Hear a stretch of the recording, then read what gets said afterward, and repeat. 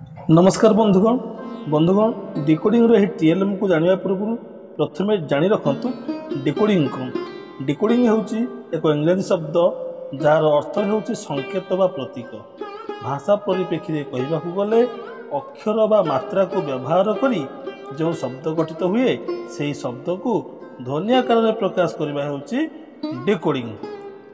एबे आसंतु गोटे छोटिया उदाहरण सहित आपण माने बुझंतु तापर टीएलएम को प्रयोग करंतु। डिकोडिंग को संक्षेप रे कहबाकू गले प्रतीक बा संकेत अक्षर और मात्रा सहित संयोग होइतिबा ध्वनि सचेतनता हेउची डिकोडिंग। यार एग्जांपल को देखंतु ब ओ ग हेउची दुईटी अक्षर। एही दुईटी अक्षर मिसिले बग शब्द सृष्टि होउची।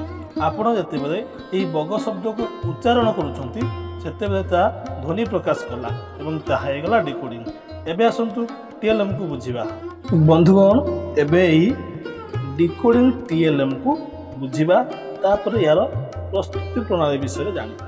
देखंतु ए डिकोडिंग टीएलएम टी जुक्ताक्षर को नहीं तैयारी हेची जोंटी जुक्ताक्षर थिबो एवं सेही जुक्ताक्षर को संयुक्त चित्रटी अछि। से चित्रटी कोन शब्द पिला माने भलो भाबे जानि परिबे। एबे देखंतु यार प्रयोग केमिति।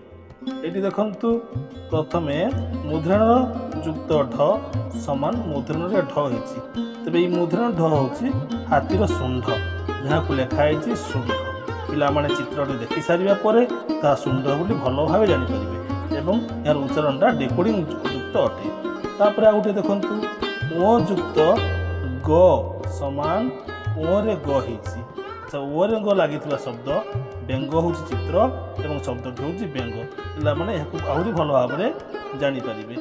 या परे आमे आउ थरे ताकु बुलेइबा एवं बुलेइबा द्वारा आउ गोटे शब्द आसले देखंतु एठी अछि मुद्रण रे कि ड लागिछि हेछि मुद्रण ड।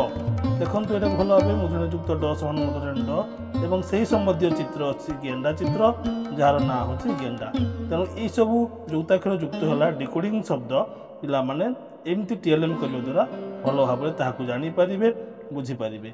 एबे आसंतु एहार प्रस्तुति प्रणाली विषय जानिबा।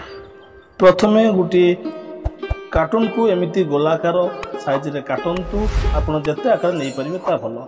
तापर से कार्टून उपरे जे कोनोसी गुटी कलर पेपर टे लगांतु अठा सहाय्य रे देखंतु लगा जाईची। या परे आ गुटे कलर पेपर को मुनेची white paper white drawing paper ताकू गोलाकार सही साइज रे गोलाकार करी काटीची।